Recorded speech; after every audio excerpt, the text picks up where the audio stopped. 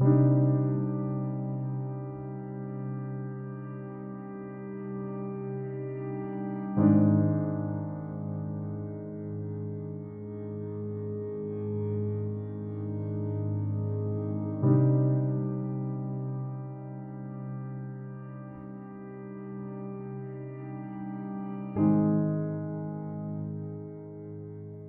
comme un vrai bonheur, quoi. Comment dire ça? J'ai toujours eu un assez bon accueil sur mes livres dans l'ensemble depuis 30 ans de carrière, mais effectivement, le public n'a pas toujours été au rendez-vous, quoique. Je me suis jamais ennuyé en dédicace, j'ai toujours eu du monde, mais enfin, c'est vrai que là, ça a complètement changé de puissance et d'envie autour du public. Et c'est un vrai bonheur, effectivement, parce que je sais bien que ça m'arrive maintenant, parce que ça m'éviterait d'avoir la grosse tête, quoi. D'abord, il faut qu'il m'évoque un vrai intérêt visuel pour mériter d'être en bande dessinée. Je veux dire, si c'est uniquement de la psychologie, c'est très difficile à mettre en scène et c'est assez pénible à lire. Enfin, il y a effectivement de l'image en bande dessinée, et l'image nécessite une certaine force. Quand on a été biberonné à Franquin, on voit bien qu'il se débrouillait toujours pour avoir des scénarios avec des forts visuels. Ou des choses qu'on ne peut pas faire par la photographie en tout cas, et donc il y a un intérêt à dessiner. Voilà, donc mon premier choix, il faut évidemment que ça me convienne, donc effectivement c'est sans doute pour ça qu'on a des récits noirs, c'est que je m'y plais bien dans la représentation, et l'autre chose, il faut qu'il y ait la possibilité d'avoir une expression visuelle forte. Par exemple, je suis un grand fan de Blaise Cendrars et j'ai tous les moyens pour faire à peu près le Blaise Cendrars que je veux, sauf que pour moi, il n'y a pas les visuels nécessaires pour en faire une bande dessinée. C'est difficile parce que c'est la première difficulté de l'adaptation, c'est qu'on a souvent des romans qui sont bien plus gros que ce qu'on peut faire en bande dessinée. Je veux dire, si on a 200 pages de roman et qu'on a 100 pages de BD, comment on fait? Sachant que dans une page de roman, il y a bien plus d'informations que dans une page de BD. Donc le premier travail d'adaptation, c'est de couper. Et je ne sais pas s'il y a c'est forcément des décisions artistiques, mais c'est aussi des décisions de nécessité. Donc la première contrainte, c'est ça. Et en conséquence, l'intérêt aussi, c'est que finalement, comme on a la bande dessinée est quand même l'art de l'ellipse, hein, au même titre que le cinéma, toute la science et toute l'expérience que j'ai est consacrée à arriver à dire énormément de choses tout en ne multipliant pas les pages. Et le premier effet que ça a est plutôt bénéfique, c'est un effet de concentration au niveau du livre par rapport au roman, et ce qui fait que la quantité d'événements peut être à peu près la même, mais elle est plus dense dans la bande dessinée, donc plus rebondissante, plus riche, et par le fait que si on délaie un jus d'orange, il perd son goût, si on le concentre, il aura le goût fort. C'est un peu ce que je veux dire par cette image, quand on se retrouve dans une adaptation littéraire, en tout cas c'est comme ça que je le conçois. Maintenant, c'est forcément difficile à faire. Pour trancher, ça dépend des livres, après, on ne tranche pas pour les mêmes raisons.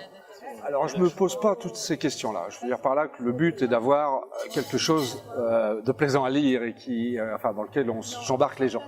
Donc, je ne me pose pas toutes ces questions de savoir quelle est la définition de la bande dessinée, parce qu'il y en a autant qu'on veut des définitions de la bande dessinée.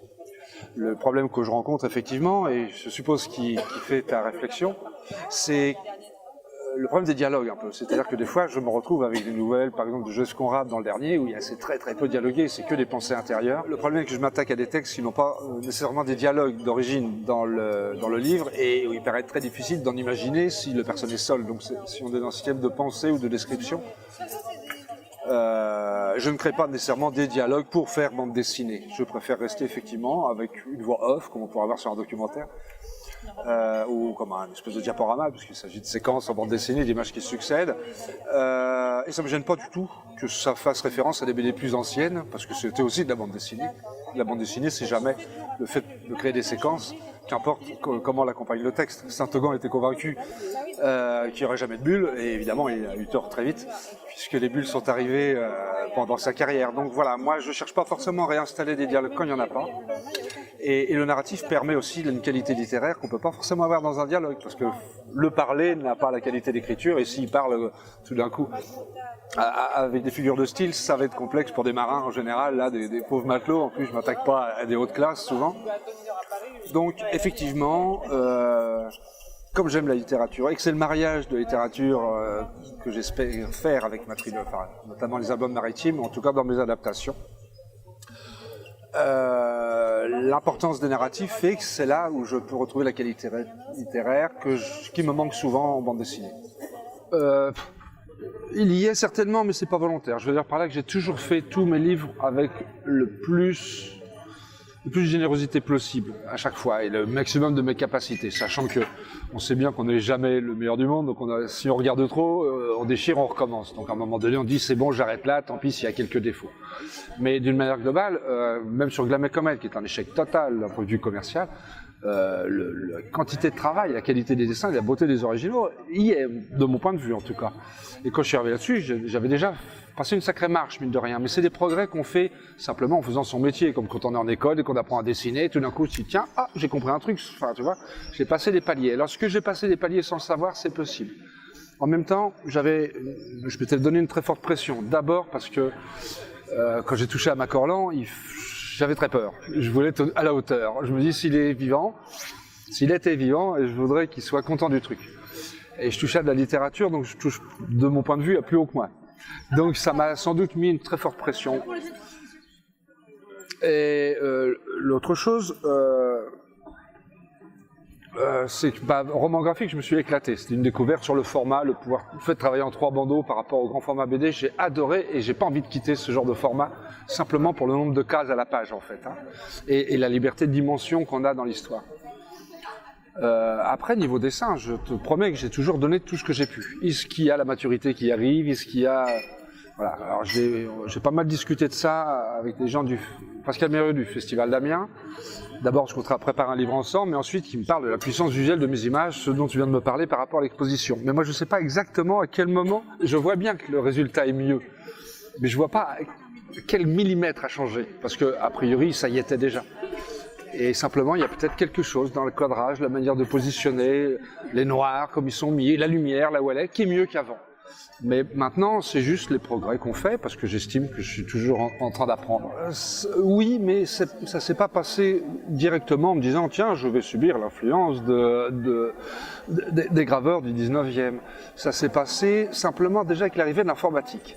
Le fait de faire mes couleurs sur ordinateur me fait le souci de la qualité ordinateur et la facilité qu'on peut coller des dégradés partout, de venir apporter des ciels et des nuages. Enfin, il y a beaucoup de bandes dessinées qui sont maintenant extrêmement faites, travaillées en infographie, et le rendu un peu plastique, un peu, enfin, je sais pas comment expliquer, de l'ordinateur.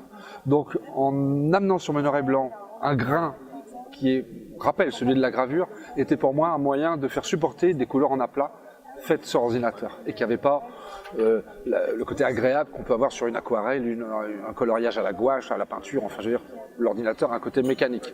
Donc travailler mes noirs et blancs, ajouter du grain, des matières, des gris, des noirs, faire effectivement un côté gravure avec un système de hachure, me permettait de faire oublier la couleur sur ordinateur. Donc c'est d'abord par réaction au nouvel outil moderne avec lequel je m'éclate d'ailleurs, mais que je suis retrouvé avec un graphisme plus vieux que l'ordinateur.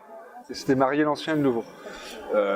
Pas dans un but de mariage, hein, pour un souci esthétique. Et l'autre chose, c'est que de toute façon, mes influences ont été extrêmement longtemps dans la bande dessinée, parce que pour apprendre mon métier, quoi de mieux que de regarder les maîtres. Je parlais de Franquin, j'ai évoqué hors micro Will Eisner, mais il y a plein de grands dessinateurs qui comptent, pour moi, qui ont compté et qui compteront.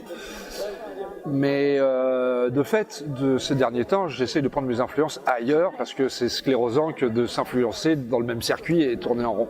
Donc en allant chercher sur des peintres classiques, des dessins classiques, mais aussi des mouvements d'art moderne, je vais vers de l'art contemporain, de l'abstraction, enfin voilà, extrêmement curieux de plein de choses, et je pense que ça amène, en même titre que la qualité littéraire, une dimension qui vient enrichir la BD plutôt que le fait qu'on la lise, on a l'impression d'avoir déjà un peu lu ça, parce qu'on fait référence à Tintin, ou à Spirou, ou à Astérix, enfin vous voyez. Voilà. Je vois pas pourquoi je me sentirais obligé de faire des choses gaies et lumineuses et joyeuses, dans la mesure où on connaît tous l'issue de nos vies, mes amis. On va tous finir de la même manière, morts. Et c'est pas triste. Et pour moi, c'est pas triste. Ou en tout cas, rions avant de ne plus être. Donc, parler de la mort ne m'effraie pas, parce que elle nous attend. Elle nous attend. Et voir perdre ma mère m'a rendu malheureux, mais en même temps, elle n'est pas morte, elle est en moi. Enfin, tu vois, voilà, la mort pour moi, c'est important parce que c'est sous-jacent à la plupart des scénarios.